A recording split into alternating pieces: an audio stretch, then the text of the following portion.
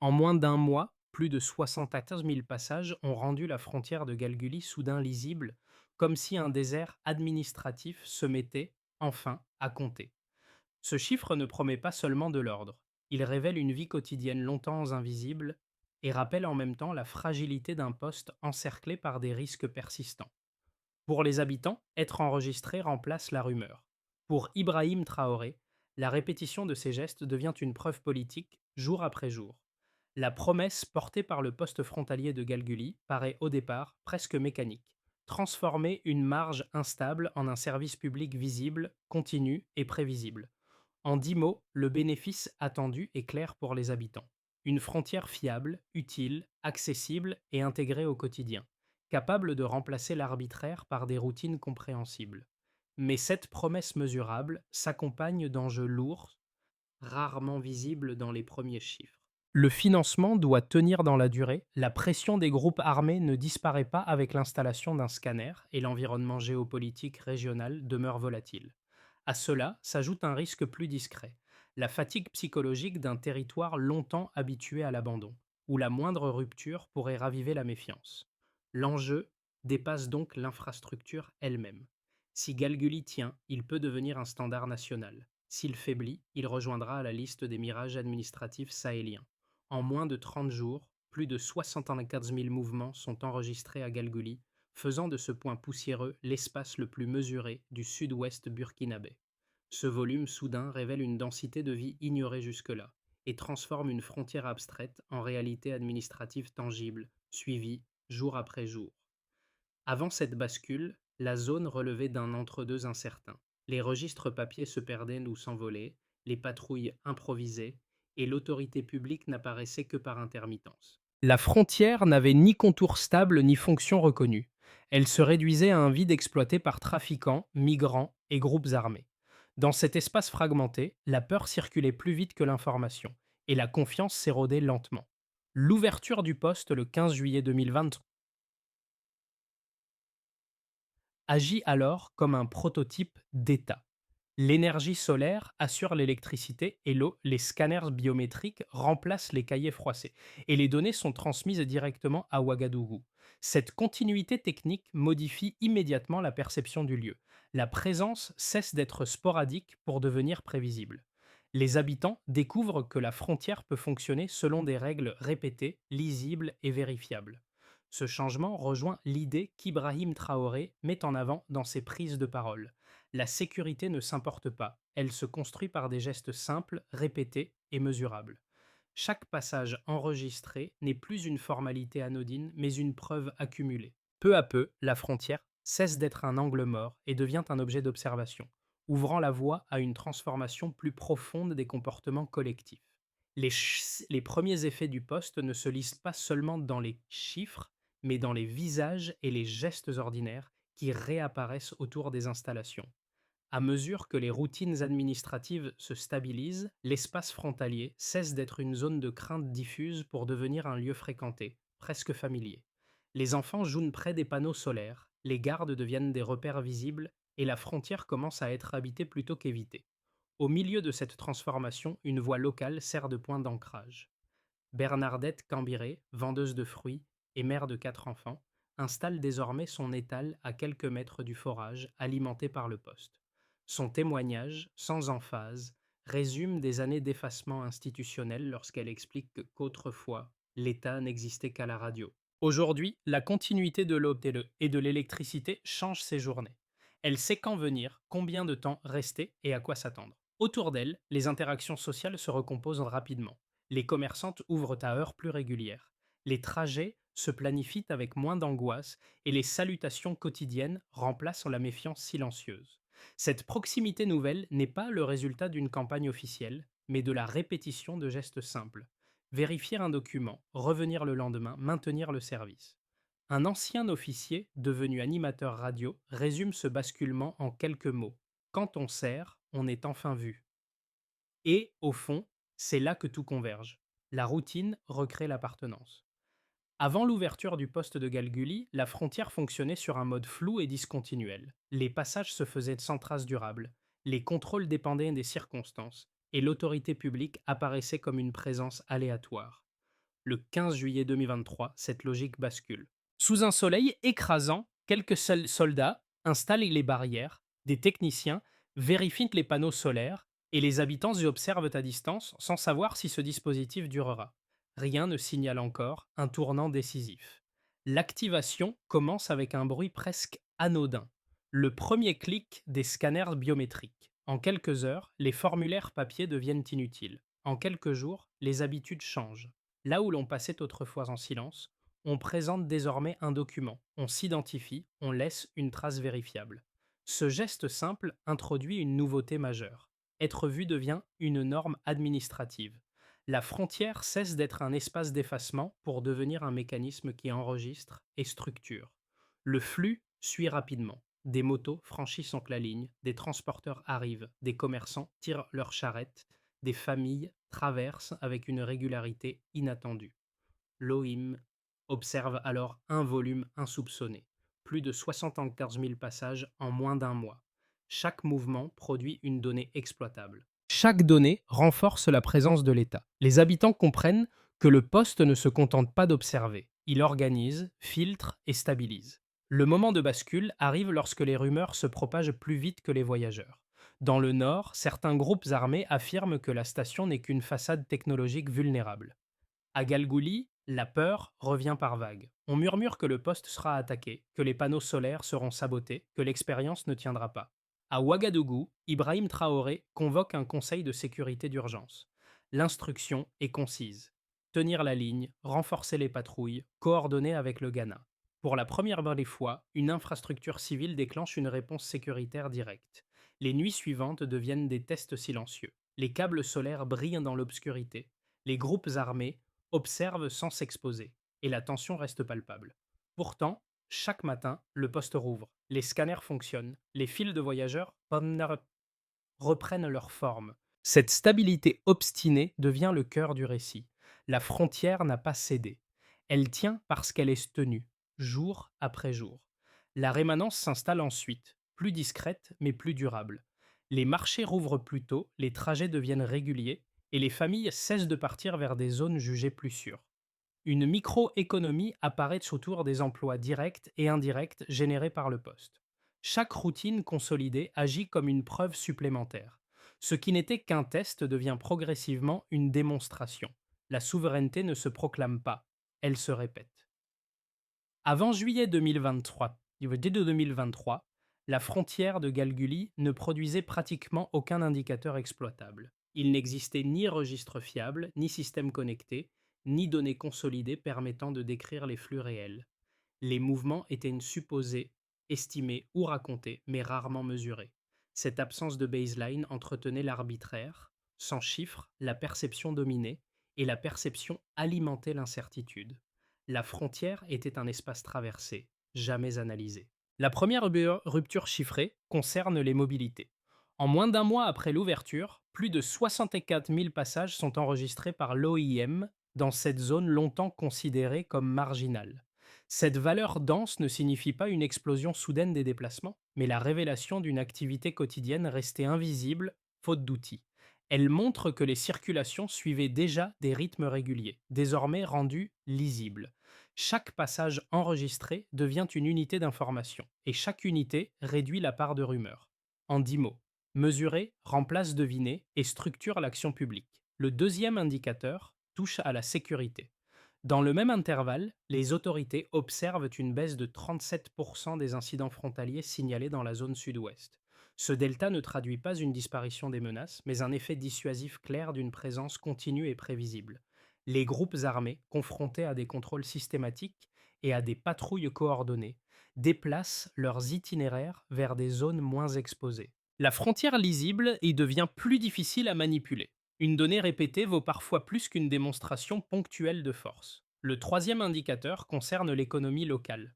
Plus de 200 emplois directs et indirects apparaissent autour du poste. Gardiennage, transport, restauration, maintenance, petits au commerce. À l'échelle nationale, ce chiffre reste modeste. À l'échelle de Galguli, il transforme pourtant un espace presque dépourvu d'activités formelles. Ces emplois créent des chaînes d'interaction nouvelles et stabilisent des familles auparavant contraintes à la mobilité. En une phrase, La routine rend l'investissement possible. Pris ensemble, ces trois deltas dessinent une cohérence. Quand l'état devient prévisible, les comportements collectifs changent. Les commerçants planifiant leurs trajets parce qu'ils connaissent la disponibilité de l'électricité et des flux. Les gardes s'appuient sur des données plutôt que sur des intuitions fragiles. Les autorités centrales reçoivent des informations exploitables, capables d'alimenter une cartographie plus fine des mobilités humaines. Chaque chiffre transmis à Ouagadougou renforce la capacité d'anticipation. Cette logique rejoint directement la ligne défendue par Ibrahim Traoré. La souveraineté ne se mesure pas par des discours, mais par des preuves accumulées. À Galguli, la technologie n'est pas une vitrine. Elle aligne perception, usage et résultat. Le passage de zéro donné à une série d'indicateurs fiables marque moins un saut technologique qu'un changement de méthode. La frontière cesse d'être une abstraction. Elle devient un système observé, corrigé et tenu dans la durée. Deux interprétations solides s'affrontent autour de l'expérience de Galguli, chacune appuyée par des arguments cohérents et des inquiétudes légitimes. La première lecture voit dans le poste frontalier une avancée maîtrisée de l'État burkinabé. Selon cette approche, la modernisation repose sur des agents locaux, des procédures nationales et une chaîne de décision clairement ancrée à Ouagadougou. Les données restent sur le territoire, les uniformes sont burkinabés et le fonctionnement quotidien ne dépend d'aucune présence opérationnelle étrangère. Pour ses partisans, Galguli prouve qu'une souveraineté appliquée peut émerger à partir de gestes administratifs simples, répétés et vérifiables. La seconde lecture, tout aussi structurée, parle de dépendance masquée. Elle rappelle que le financement provient de partenaires internationaux et que les scanners biométriques, comme les infrastructures solaires, reposent sur des technologies importées. Dans cette perspective, la modernité visible pourrait dissimuler une vulnérabilité stratégique. Sans soutien extérieur, le système tiendrait-il dans la durée? Les critiques redoutent que le poste devienne un laboratoire expérimental, où la marge sert de terrain d'essai sans garantie d'autonomie complète. Ces deux positions ne s'annulent pas. Elles se confrontent aux faits observables. Sur le terrain, aucun superviseur étranger n'opère la structure au quotidien. Les agents locaux assurent les contrôles, la maintenance courante et la transmission des données. L'OIM certifie le respect des normes éthiques et la formation à la protection des informations, sans intervention directe dans l'exploitation journalière. Surtout, les résultats persistent. Flux enregistrés, incidents en baisse, emplois créés. Ces effets ne relèvent pas du symbole, mais d'une continuité opérationnelle. Le Stillman ne tranche donc pas idéologiquement. Il éclaire une dynamique intermédiaire. L'aide existe, mais elle s'inscrit dans un cadre où la maîtrise fonctionnelle demeure nationale. La question centrale n'est pas l'origine des outils, mais la capacité à les faire durer, à les intégrer et à les corriger. À Galguli, la frontière ne se contente plus d'être équipée, elle est utilisée, tenue et observée. C'est cette constance, plus que l'argument théorique, qui pèse dans l'évaluation du modèle. Cette phrase concise résume le basculement du milieu de parcours à Galguli. Malgré les rumeurs persistantes, les tests silencieux et les spéculations relayées jusqu'à Ouagadougou, le poste n'a jamais fermé une seule journée depuis son ouverture. Chaque matin, les scanners s'allument, les patrouilles reprennent leur cadence et les files de voyageurs se reforment sans rupture. Cette continuité, apparemment banale, devient un fait politique majeur dans une région habituée aux interruptions soudaines. Ce maintien obstiné modifie la lecture régionale du dispositif. Pour les groupes armés, l'absence de brèche visible signale que la routine est devenue une protection en soi. Pour les autorités, la répétition sans incident valide l'hypothèse de départ. Une infrastructure civile peut tenir si elle est soutenue par des gestes réguliers et des données exploitables. La frontière cesse alors d'être un point faible à défendre en urgence. Elle devient un mécanisme stable à faire fonctionner. Pour Ibrahim Traoré, cette endurance représente une validation intermédiaire. Le symbole n'a pas flanché sous la pression initiale et la constance observée change l'échelle du projet. Si un avant-poste marginal tient durablement, alors une doctrine nationale devient envisageable. À ce stade, Galgouli ne se définit plus par ce qu'il promet, mais par ce qu'il a déjà résisté. Pour l'État burkinabé, le premier effet tangible est institutionnel. La frontière de Galguli cesse d'être un angle mort pour devenir un point d'appui mesurable. Les données transmises régulièrement à Ouagadougou permettent une lecture plus fine des mobilités humaines et des risques associés. La baisse observée des incidents frontaliers dans la zone sud-ouest renforce la crédibilité d'une approche fondée sur la continuité plutôt que sur des interventions ponctuelles. Pour Ibrahim Traoré, cette accumulation de preuves concrètes pèse davantage qu'un discours. Elle montre qu'une marge peut produire de l'autorité lorsqu'elle est tenue sans interruption. Pour les acteurs économiques locaux, l'impact est immédiat et pragmatique. La régularité des flux transforme l'organisation des marchés, attire des transporteurs et stabilise les horaires d'ouverture. Les plus de 200 emplois directs et indirects générés autour du poste créent un tissu d'activité inédit dans une localité presque dépourvue de structures formelles. Restaurants improvisés, réparateurs, vendeuses de produits frais trouvent une clientèle prévisible. Cette prévisibilité change le rapport au risque. On investit un peu, on reste, on planifie. L'économie cesse d'être opportuniste pour devenir routinière. Pour les habitants, la transformation se lit dans le quotidien. L'accès régulier à l'eau potable et à l'électricité solaire modifie les gestes domestiques et libère du temps. Les déplacements se font avec moins d'angoisse, car la présence visible des gardes réduit l'incertitude.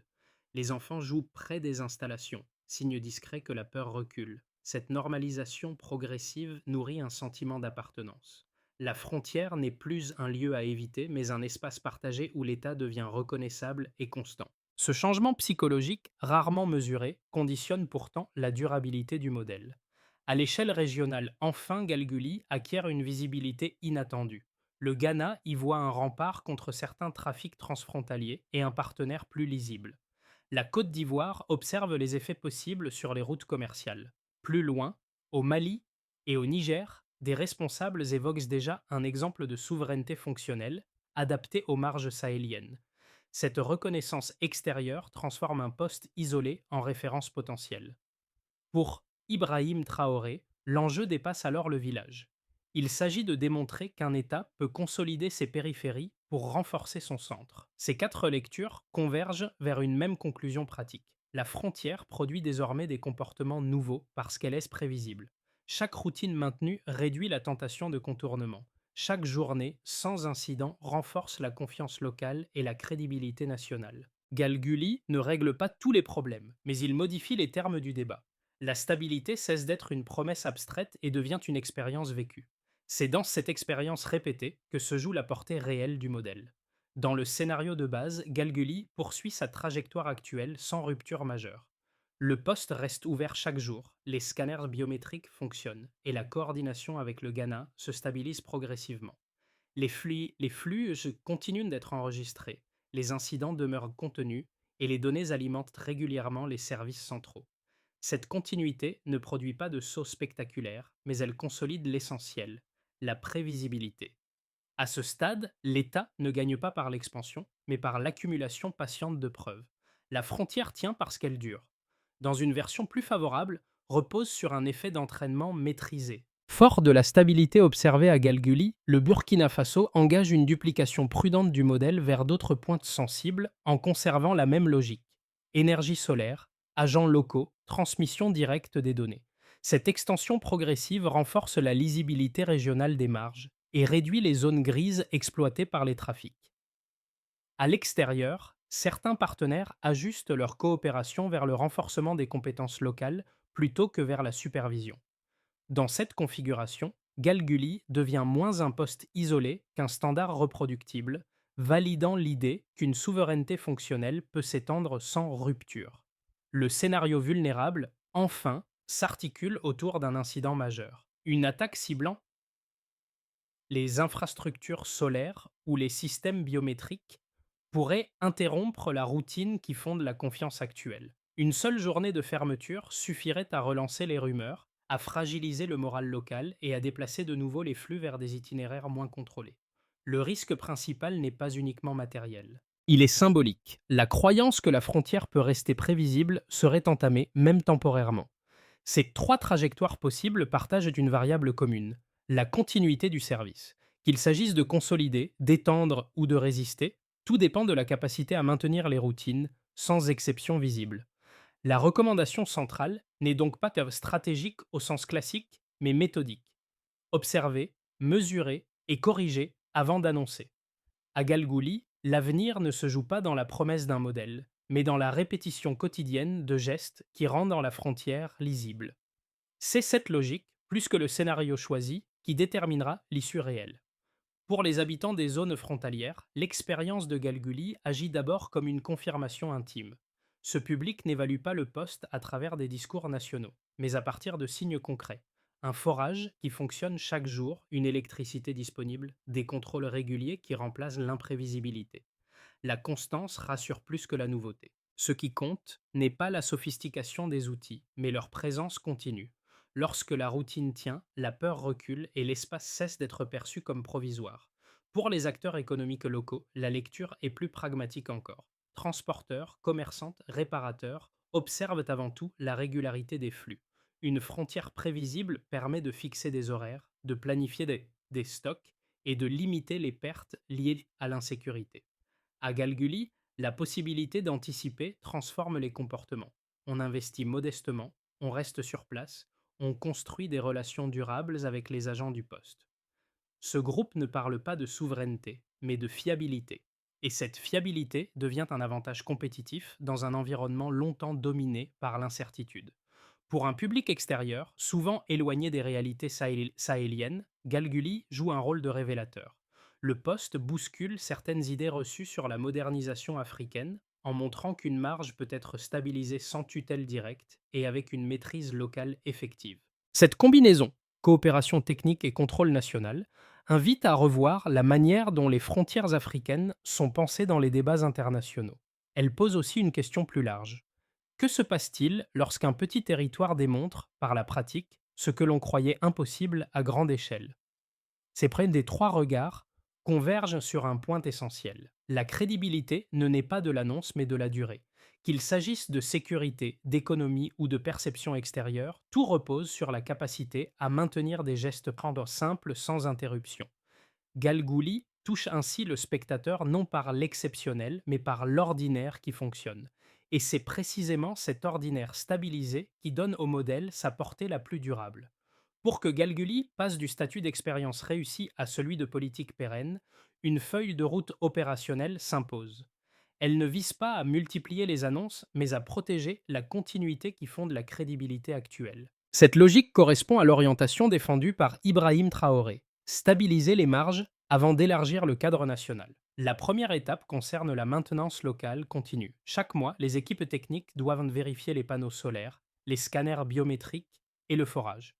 L'indicateur est volontairement simple, zéro interruption non planifiée. Une présence qui ne faiblit jamais devient un argument politique en soi, plus fort qu'un discours. La deuxième étape repose sur la coordination structurée avec le Ghana. Les patrouilles conjointes doivent suivre un calendrier partagé et produire un rapport bimensuel sur les flux sensibles. Le critère d'évaluation n'est pas l'intensité des contrôles, mais la réduction durable des incidents signalés et la capacité à anticiper les mouvements. La troisième étape vise la duplication progressive du modèle. L'extension vers d'autres points frontaliers doit respecter une méthode identique, énergie solaire, formation locale, transmission directe des données vers Ouagadougou. Le rythme recommandé reste prudent, afin que chaque nouveau poste soit validé par l'usage avant toute généralisation. La quatrième étape concerne la transparence. Un audit trimestriel mené avec des partenaires techniques doit garantir la protection des données et une tolérance zéro pour les abus. La confiance publique dépend de cette visibilité régulière sur la manière dont l'information circule et est utilisée. Enfin, la cinquième étape engage la communauté. Un comité local, associant commerçants, femmes et leaders religieux, doit suivre mensuellement l'accès à l'eau, la perception de sécurité et la fréquentation du marché. Si les habitants considèrent le poste comme un espace qui leur appartient, la stabilité devient durable. En réunissant ces cinq leviers, la frontière cesse d'être une ligne administrative. Elle devient un mécanisme vivant, capable de résister aux rumeurs, aux saisons et aux pressions.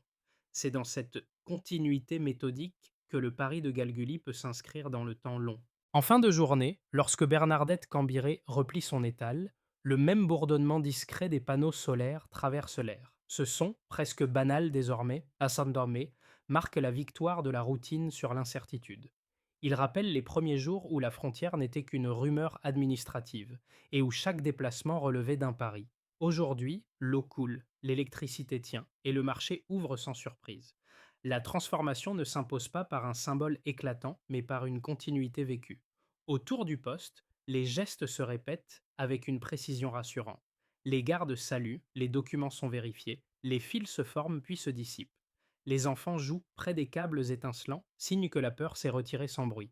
Cette normalité retrouvée donne chair à une idée souvent abstraite. La stabilité ne se proclame pas, elle s'apprend. À Galguli, elle s'apprend chaque matin.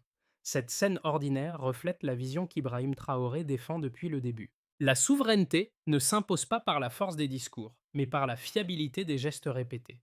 Bernadette n'en fait pas une théorie politique, elle en fait une expérience intime, mesurée, dans chaque journée où le poste ouvre, où le forage fonctionne, où le marché tient. La frontière devient alors un cadre de vie, non une ligne de tension. Une phrase s'impose, simple et presque silencieuse. La stabilité naît de ce qui reste. Elle résume mieux que n'importe quel chiffre ce que Galguli a commencé à produire. Non pas une promesse spectaculaire, mais une confiance qui s'installe lentement, à force de continuité. L'histoire de Galguli ne se referme pas sur un chiffre ou une infrastructure, mais sur une manière différente de regarder les marges. Ce poste, minuscule à l'échelle d'une carte, montre qu'une frontière peut devenir un service quotidien plutôt qu'un symbole lointain. Il rappelle que la stabilité n'est pas un état figé, mais une pratique collective faite de répétition, de correction et de confiance accumulée. Dans un contexte sahélien, souvent résumé par l'urgence, cette lenteur méthodique tranche avec les récits habituels. Pour celles et ceux qui suivent ce type de transformation, l'enjeu dépasse le Burkina Faso ou la figure d'Ibrahim Traoré. Il touche à une question plus large. Comment juge-t-on réellement la solidité d'un territoire? Par des annonces spectaculaires ou par la capacité à maintenir des routines simples jour après jour? Galguli invite à privilégier la seconde lecture, moins visible mais plus décisive. Si ce récit vous interpelle, il peut continuer à vivre par la discussion. Partager, commenter ou questionner ces expériences locales permet d'élargir le regard au-delà des centres habituels. Les histoires de marge ne prennent de force que lorsqu'elles circulent et se confrontent à d'autres points de vue. Alors, face à vos propres périphéries, que choisiriez-vous d'observer en premier? Le symbole ou la routine qui tient?